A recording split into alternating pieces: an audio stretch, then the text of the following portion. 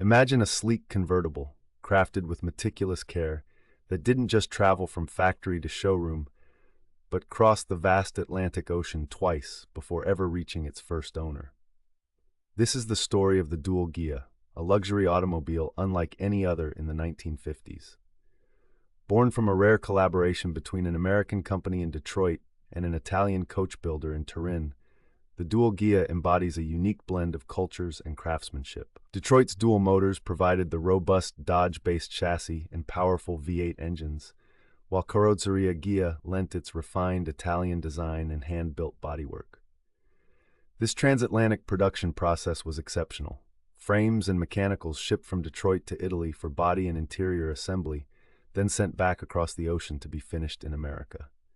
The result was a large, elegant four-seat convertible that stood apart from typical American cars of its era, offering a distinct European flair combined with American muscle. Yet, questions remain. Why undertake such a complicated manufacturing route?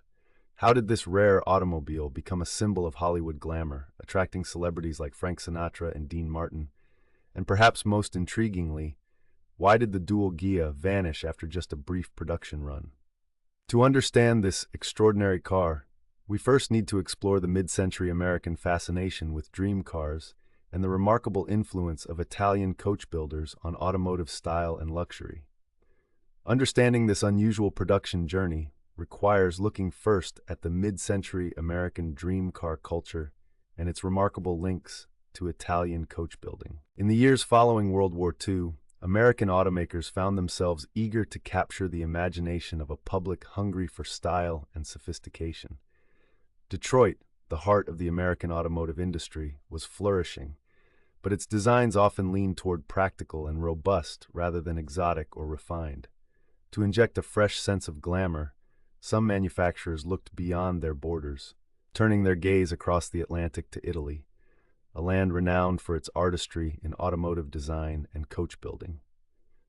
Among the most significant of these collaborations was the partnership between Chrysler and Carrozzeria Ghia, the Turin-based coach builder celebrated for its exquisite craftsmanship and innovative styling.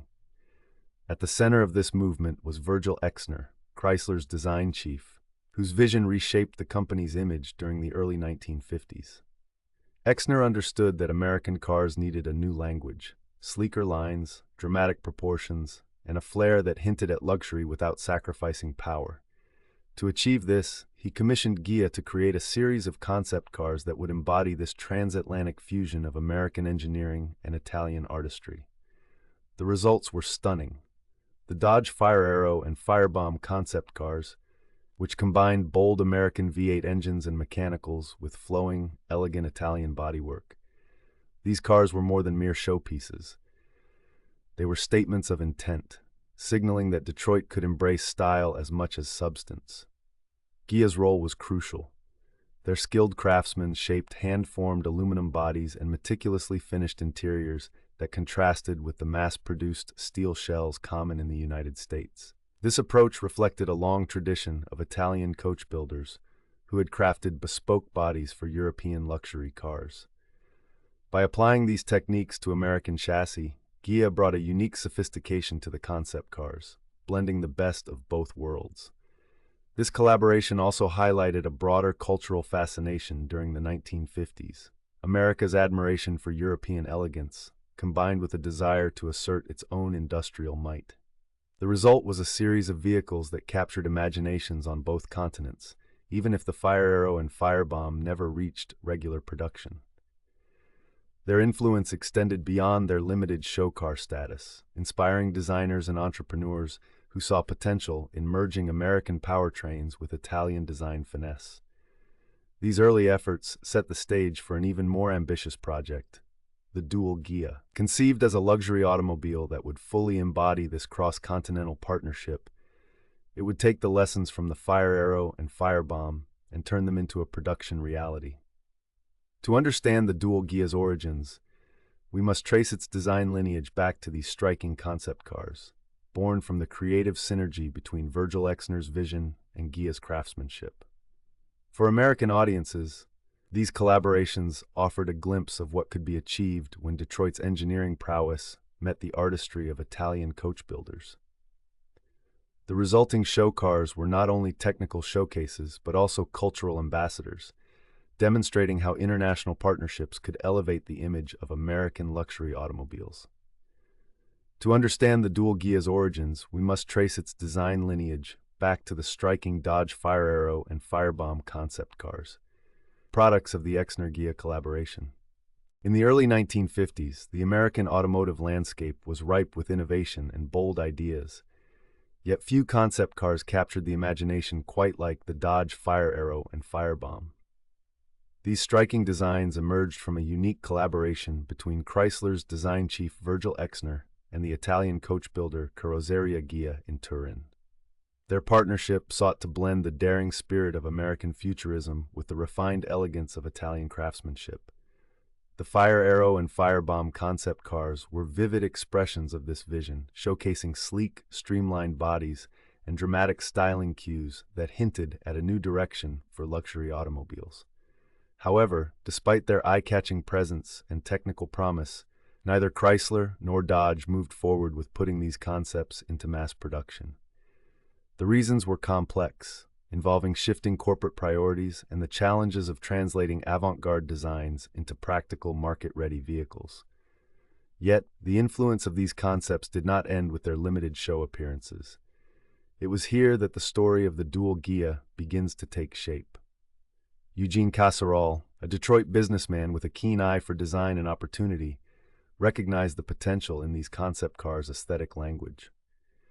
Through his control of dual motors, Casserole acquired rights connected to the Fire Arrow and Firebomb designs, aiming to transform them into a tangible, drivable automobile. But this was no simple replication. The dual Ghia was not a direct production version of the Dodge concepts. Instead, it represented a reinterpretation shaped by the practical demands of production and the vision of key figures like Paul Farago. Farago, Ghia's American representative and a significant player in dual motors, played a crucial role in adapting the original concept designs into a limited production car that could appeal to a select clientele. This adaptation process involved balancing the avant-garde styling cues from the Fire Arrow and Firebomb with the realities of manufacturing, engineering, and market expectations. The result was a car that retained the spirit of innovation and Italian flair, but was grounded in American mechanical reliability and usability. The dual Ghia's design lineage is a testament to the complex interplay between concept car creativity and the constraints of production. Its long, low silhouette, broad proportions, restrained tail fins, and wraparound windshield echo the Fire Arrow's dramatic presence. Yet the dual Ghia evolved these elements into a more refined and elegant package, suitable for a luxury convertible. This transformation highlights how concept cars often serve as inspiration rather than blueprints, with their ideas filtered and reshaped through collaboration and adaptation. Understanding this nuanced lineage enriches our appreciation of the dual Ghia's place in automotive history. It occupies an unusual space that bridges the excitement of concept car innovation and the reality of handcrafted, limited production luxury. This balance between fantasy and function is part of what makes the dual Ghia so fascinating. A car born from visionary designs that never reached showrooms but ultimately found new life across the Atlantic. The transformation from concept to production required visionaries like Eugene Casserole and Paul Farago to bring the dual Ghia to life. Behind every remarkable automobile lies the vision and determination of a few key individuals. In the case of the dual Ghia, two men stand out for their pivotal roles in transforming an ambitious concept into a tangible, drivable luxury car. Eugene Casserole, a Detroit businessman with a keen eye for opportunity, controlled dual motors and was instrumental in acquiring the rights connected to the striking Fire Arrow design. His ambition was clear: to create a car that combined the dependable mechanical foundation of American engineering with the elegance and flair of Italian coach building. Casserole's vision was not just about style or power. It was about crafting an exclusive automobile that could command attention among the elite and discerning clientele of the 1950s. Complementing Casserole's business acumen was Paul Farago, Ghia's American representative and a crucial figure bridging two automotive worlds. Farrago's deep understanding of both the American market and Italian craftsmanship made him uniquely qualified to oversee the complex adaptations required to bring the fire arrow-inspired design into production. His role extended beyond mere liaison. Farrago helped refine the design to meet practical considerations of drivability, comfort, and luxury while preserving the car's distinctive Italian flair. Together, Casserole and Farrago navigated the challenges of developing a niche luxury automobile during an era when mass production dominated the industry. Dual Motors, under Casserole's leadership, leveraged its connections and resources to coordinate a production process that was anything but ordinary. The journey of a Dodge-based chassis from Detroit to Ghia's workshops in Turin, followed by a return to the United States for final assembly, reflected both the ambition and complexity of the project. This transatlantic collaboration demanded meticulous planning and trust between American engineers and Italian craftsmen. Casserole's determination to maintain quality and exclusivity meant accepting higher costs and longer production times than typical American cars of the period. Meanwhile, Farrago's insights into customer expectations and technical feasibility ensured the Dual Ghia could stand as a credible luxury automobile, not just a showpiece. Their partnership exemplified a rare harmony between business strategy and creative adaptation, setting the Dual Ghia apart from other concept-inspired vehicles that never progressed beyond the drawing board. While the Fire Arrow and Firebomb concepts had remained confined to the realm of prototypes, it was through Casserole's and Farrago's efforts that the design found new life as a limited production automobile. Their combined leadership was crucial in navigating the technical, logistical, and market challenges inherent in such an ambitious cross-continental venture. The result was a car that embodied the best of both worlds: American mechanical reliability and Italian design artistry. This collaboration laid the foundation for a car that, though produced in limited numbers, would become a symbol of 1950s luxury and glamour. Such an undertaking required not only technical expertise, but also a willingness to embrace risk and pursue a vision beyond convention. Making the Dual Ghia meant managing a complicated production process crossing two continents, a journey both literal and symbolic. Building a luxury automobile that literally crossed an ocean twice during its assembly was no small feat in the 1950s. The Dual Ghia's production journey was as unique as the car itself. It began in Detroit, where Dual Motors sourced the robust Dodge-based chassis and drivetrain components. These mechanical foundations, embodying American engineering strength, were then shipped across the Atlantic to Carrozzeria Ghia's workshop in Turin, Italy. At Ghia, skilled Italian craftsmen transformed these bare frames into elegant works of art, handcrafting the body panels and assembling the luxurious interiors that would define the Dual Ghia's distinctive character. Once the Italian artisans completed their meticulous work, the cars were sent back across the ocean to Detroit for final assembly and finishing touches. This exceptional two-continent process was far from typical for automobile manufacturing at the time, and contributed directly to the car's exclusivity and elevated price. It was a complex logistical ballet, requiring precise coordination between the American and Italian teams, careful timing of shipments, and the ability to manage quality control across thousands of miles. Not every Dual Ghia was produced identically, as variations arose from this intricate process. But overall, the model's identity emerged from this blend of American mechanical reliability and Italian craftsmanship. The long shipping routes and labor-intensive handwork added layers of cost and complexity. This partly explains why only a limited number of these cars ever reached customers. More than just a manufacturing challenge, this transatlantic journey symbolized a fusion of two automotive cultures: Detroit's industrial muscle paired with Turin's artistic finesse. It also underscored the ambition behind the Dual Ghia, to offer a luxury automobile that stood apart from standard American cars of the era, both in style and substance. The rarity and uniqueness born from this production method helped establish the Dual Ghia's reputation among the wealthy and celebrities who prized exclusivity and craftsmanship. Yet, it also posed significant challenges, from extended production times to elevated costs, factors that inevitably influenced the decision to keep production limited. Understanding this extraordinary assembly process sheds light on the dual Ghia's place in automotive history, not just as a car, but as a symbol of 1950s ambition and transatlantic collaboration. For many enthusiasts, the dual Ghia's assembly route was more than a logistical feat. It was a statement of intent. In an era when most luxury cars were built entirely within a single country, the deliberate choice to blend Detroit's proven mechanicals with Turin's bespoke artistry gave the dual Ghia a cosmopolitan aura that few rivals could match. This process also meant that each car bore subtle hallmarks of its transatlantic journey, from the hand-finished details of the Italian bodywork to the familiar feel of American controls. The result was a car that felt both exotic and reassuringly robust, appealing to those who valued individuality and craftsmanship. Beyond its journey, the dual Ghia's design, powertrain, and luxurious appointments set it apart from typical cars of its era. What truly set the dual Ghia apart in the crowded landscape of 1950s luxury automobiles was its distinctive blend of Italian design flair and robust American engineering. Unlike the smaller European sports cars of the era, the dual Ghia was a large, elegant four-seat convertible that combined broad, confident proportions with a subtle yet unmistakable presence. Its body, crafted meticulously by Carrozzeria Ghia in Turin, featured a long and low silhouette, punctuated by restrained tail fins that spoke to the styling trends of the mid to late 1950s without veering into excess.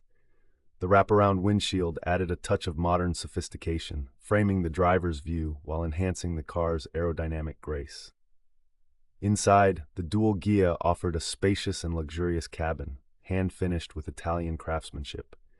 Fine leather upholstery, carefully selected materials, and attention to detail created an environment of refined comfort for 4 occupants. This interior was not just about luxury, but also about creating an experience that matched the car's striking exterior. Mechanically, the dual Ghia relied on proven American Dodge components, including a powerful V8 engine and automatic transmission. This combination delivered the kind of smooth, effortless performance expected from a grand touring car, capable of cruising comfortably at high speeds over long distances. However, it's important to note that specifications varied somewhat depending on the model year and individual configuration, reflecting the bespoke nature of its production. This was no mass-produced vehicle. Each car bore subtle differences that made it unique. The marriage of Italian styling and American muscle gave the dual Ghia a distinct identity, one that appealed to affluent buyers who sought exclusivity as much as performance. It was a car that stood apart not only for its looks, but for the way it drove, offering a blend of style, comfort, and power rarely found in a single package at the time. This balance contributed significantly to the dual Ghia's appeal, positioning it as a luxury grand touring convertible that combined the best of 2 continents. Its design and mechanical character made it a natural fit for those who wanted a car that was both a statement of taste and a capable performer. Beyond its technical and visual allure, the dual Ghia's very existence reflected a rare collaboration between 2 worlds, Detroit's industrial might and Turin's artisanal tradition. Each car's journey across the Atlantic was more than a logistical feat. It was a testament to the ambition of creating something truly exceptional, with American chassis and drivetrains shipped to Italy for Ghia's master craftsmen to shape and finish by hand. This process resulted in a car that was neither fully American nor entirely Italian, but a harmonious blend of both.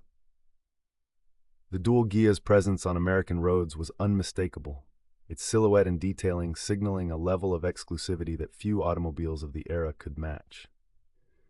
For those fortunate enough to acquire one, ownership was as much about personal expression as it was about transportation.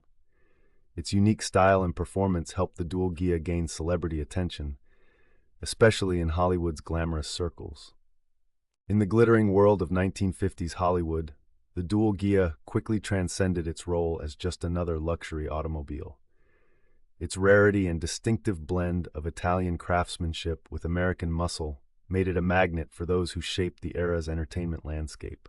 Unlike mass-produced cars, the dual Ghia was a statement, an emblem of exclusivity and refined taste that only a select few could claim.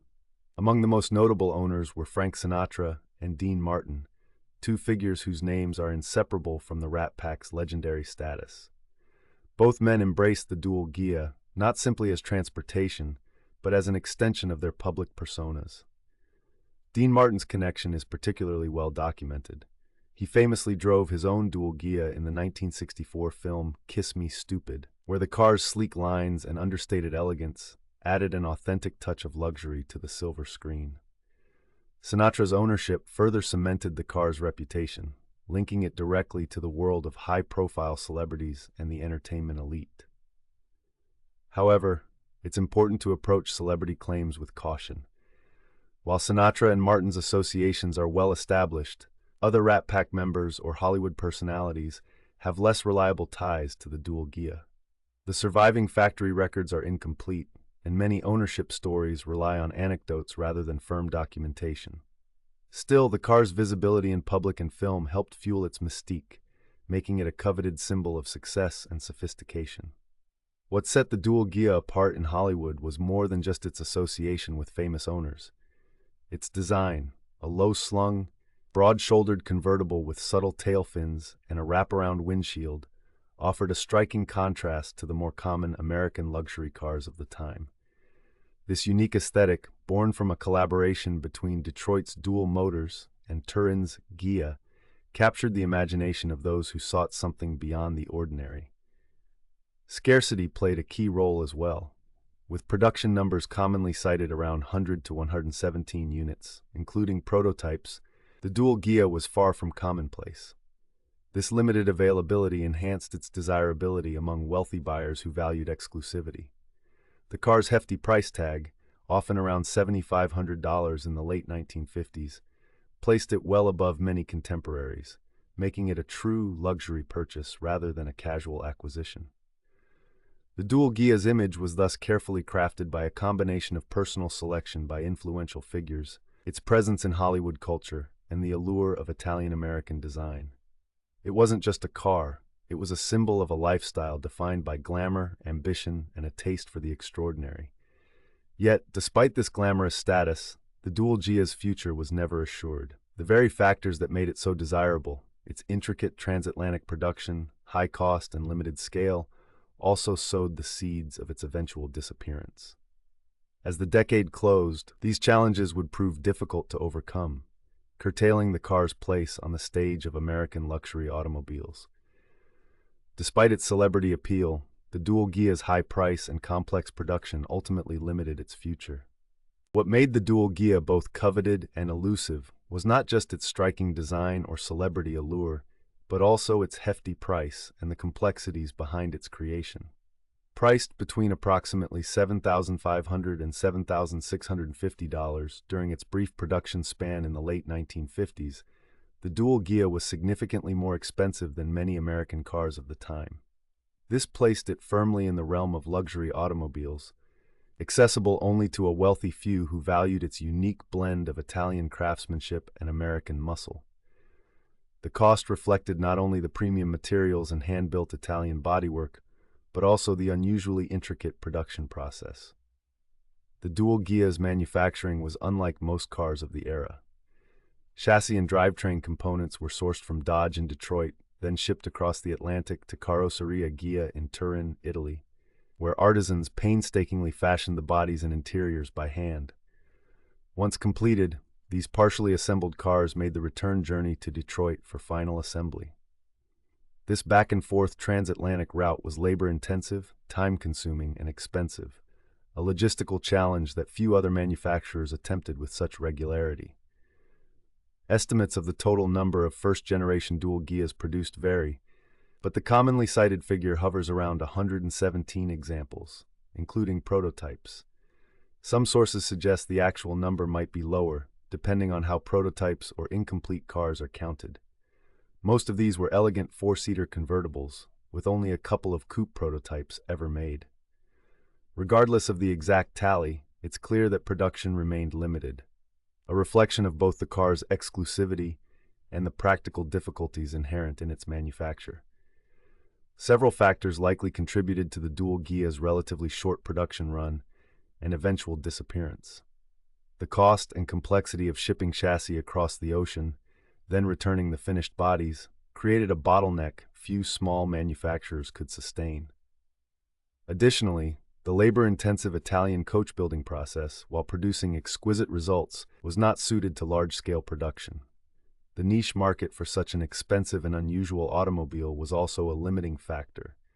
Unlike mainstream American cars or even more established luxury brands, the dual Ghia occupied a unique but narrow segment.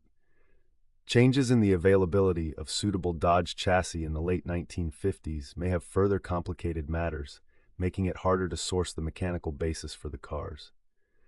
Taken together, these challenges suggest a combination of economic and operational reasons behind the dual Ghia's disappearance, rather than a single definitive cause.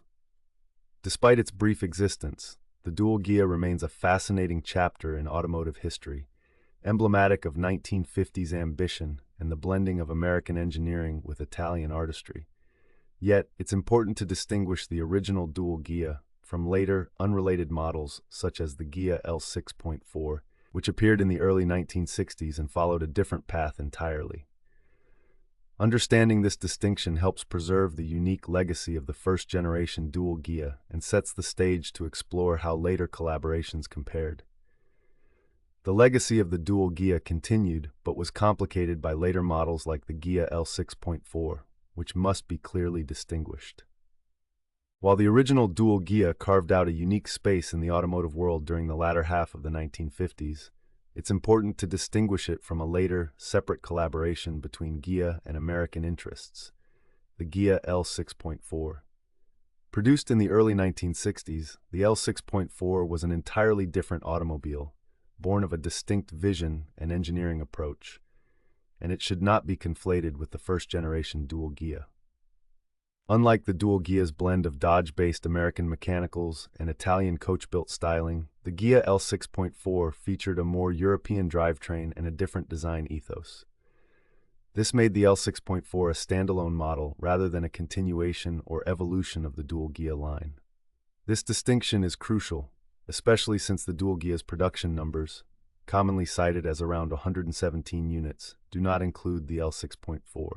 Furthermore, neither of these should be confused with the Volkswagen Karmann Ghia, a separate and unrelated nameplate that combined Volkswagen mechanicals with Ghia's styling but followed a very different path and market position.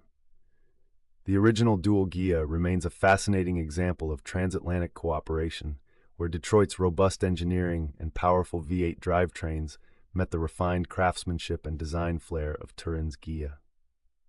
This partnership resulted in a car that was neither purely American nor purely European, but a sophisticated hybrid expressing the best of both worlds. The dual Ghia's long, low profile, elegant proportions, and restrained yet distinctive styling captured the spirit of 1950s luxury, while its use of Dodge chassis and powertrains grounded it firmly in American automotive tradition. Its production process, shipping chassis across the Atlantic for Italian coach building before returning for final assembly, underscores how unusual and ambitious this project was.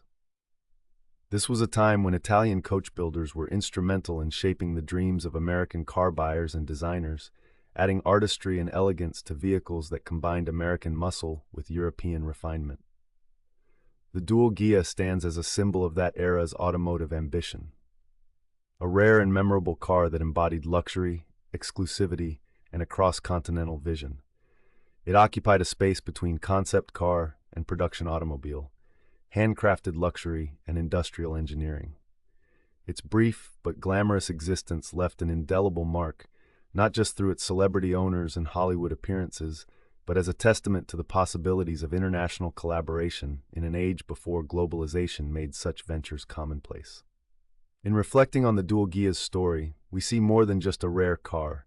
We glimpse a moment in the 1950s when innovation, style, and ambition converged across oceans to create something truly exceptional. For collectors and enthusiasts, careful identification of these rare automobiles is essential, as the original dual Ghia's identity is often misunderstood or conflated with later models. The car's scarcity, combined with its bespoke construction and high-profile owners, has only deepened its mystique. Today, each surviving example is valued not just for its beauty, but for the remarkable story it represents. Looking back, the dual Ghia stands as a testament to 1950s innovation, style, and ambition, worthy of its lasting place in automotive history. What makes the dual Ghia a timeless emblem of ambition and glamour in automotive history? It was born from a unique fusion of American innovation and Italian artistry, a car that bridged continents and cultures through its extraordinary production process. The vision of Eugene Casserole and the craftsmanship of Ghia in Turin combined to create a vehicle that was as much a work of art as it was a powerful luxury automobile. Its foundation rested on robust American Dodge chassis and V8 engines, yet its sleek, elegant body and refined interior bore the unmistakable signature of Italian coach building. This blend of strengths gave the dual Ghia a distinctive presence, setting it apart from other cars of the era. Its exclusivity was heightened by the painstaking transatlantic assembly, the limited number of cars produced, and a price tag that placed it firmly in the realm of the affluent.